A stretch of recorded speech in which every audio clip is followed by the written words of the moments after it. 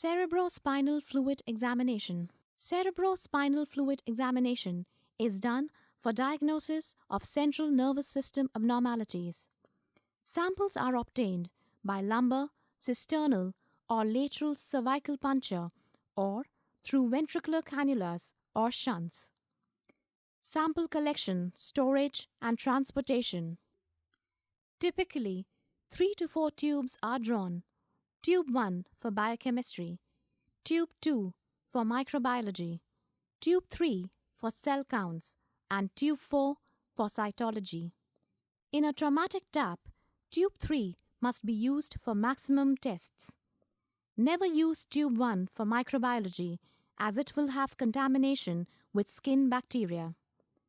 Recommendation regarding CSF partitioning and storage states that 12 milliliters of CSF should be partitioned, thus into 3 to 4 sterile tubes. It is important that the CSF is not allowed to sediment before partitioning. Sample stability. CSF should be analyzed immediately, that is, less than 1 hour after collection. The stability of the CSF sample varies depending on the procedures ordered. Hematologic analysis of CSF samples should be performed within 1 hour of fluid aspiration. Red blood cells and white blood cells have limited stability in CSF because CSF is hypotonic and cells can rapidly lyse. Timing is especially critical for WBCs since both the number and type of cells present are clinically important in diagnosing cases of meningitis as well as detecting CNS leukemic involvement. CSF samples for hematologic testing should be maintained at room temperature prior to testing. Refrigeration is also not recommended for some culture specimens since fastidious organisms such as Haemophilus influenzae and Neisseria meningitidis may not survive at refrigerated temperatures. Store 3 to 4 milliliters at 4 degrees centigrade. General investigations, investigation of bacteria and fungi, antibody testing, polymerase chain reaction, and antigen detection. Larger volumes, 10 to 15 milliliters, are necessary for certain pathogens like Mycobacterium tuberculosis, fungi, or parasites. In this lesson, we will discuss only some aspects of CSF examination, such as physical examination and the cell counts. The biochemistry tests follow the same principles as explained under endpoint chemistries. If your facility does not do cultures, please follow the guidelines described above for storage and transportation of samples to the nearest microbiology laboratory. Gross examination. Color. Hold the sample against a white paper and compare it to a tube of distilled water. If it has any color at all, it is abnormal. Cause can be because of presence of blood, either due to a pathology or due to a trauma during the procedure. Yellow color in CSF is called xanthochromia due to previous hemorrhage and lysis of RBCs. Clarity. Normal CSF is clear. Turbidity is seen when there is an increase in the number of cells. Coagula. Fibrin clots can be found if the protein content in the CSF is very high. A clot is also possible when under a traumatic tap condition. Grossly bloody CSF. It is possible to distinguish if the presence of blood was due to subarachnoid hemorrhage or traumatic tap. Procedure for CSF cell count. Equipment required. Neubauer chamber, microscopic slides, Leishman stain, centrifuge.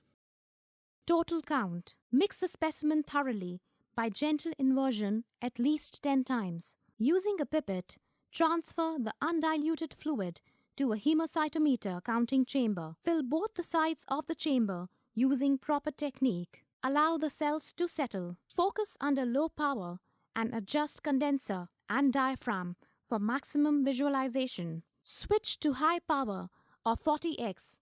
Adjust if necessary. And For an undiluted sample, usually all 9 squares are counted. Average the results from both sides of the chamber.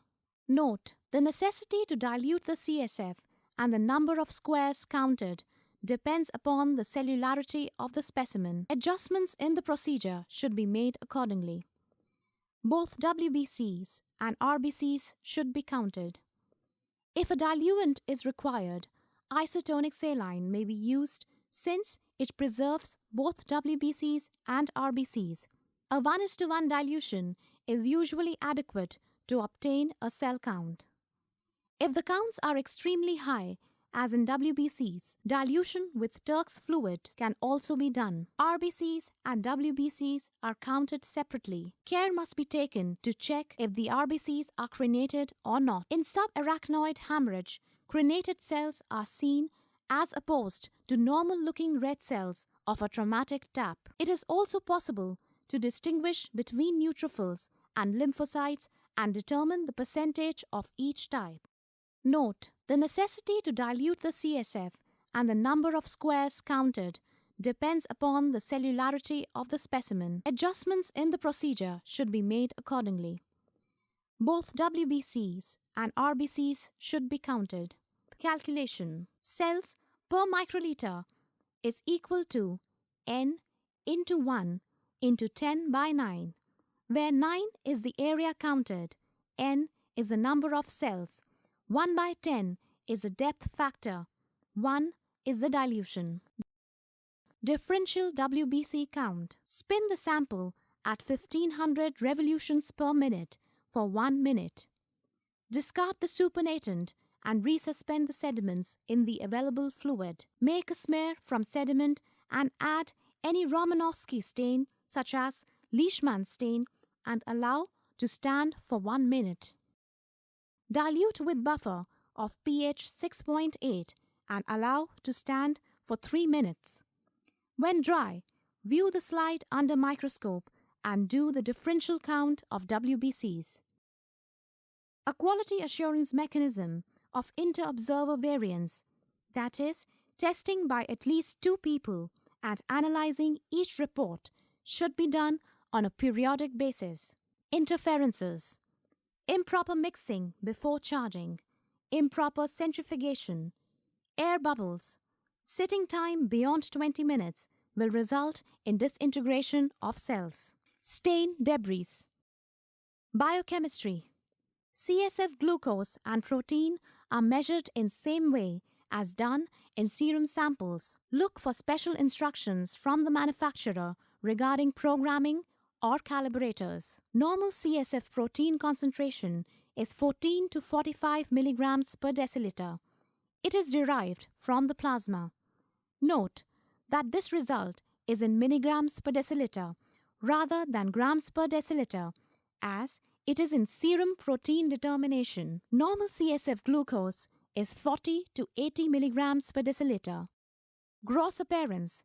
Normal CSF is clear and colorless. CSF opening pressure 50 to 175 millimeters of water. Specific gravity 1.006 to 1.009. Glucose 40 to 80 milligrams per deciliter. Total protein 15 to 45 milligrams per deciliter. Leukocytes 0 to 5 per microliter in adults and children, up to 30 per microliter in newborns. Differential counts 60 to 80% lymphocytes, up to 30% monocytes and macrophages.